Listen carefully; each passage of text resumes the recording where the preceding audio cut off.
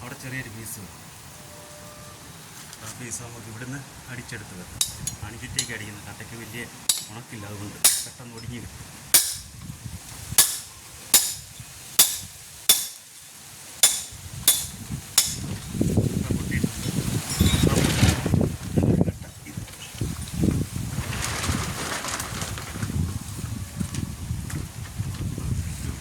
മനസ്സിൽ രൂപം വെച്ചടിക്കും, പക്ഷെ കറക്റ്റാണ്. എന്നും ചെയ്യുന്നോണ്ടായിരിക്കും. 10-15 കൊല്ലം ആയില്ലേ? അപ്പം നമുക്ക് ഈ പുറം ചരട് ഇട്ടിട്ടുണ്ട്. അപ്പോൾ ഈ സൈഡ് തൂക്ക് നമുക്ക് കിട്ടി. ഈ സൈഡ് തൂക്ക്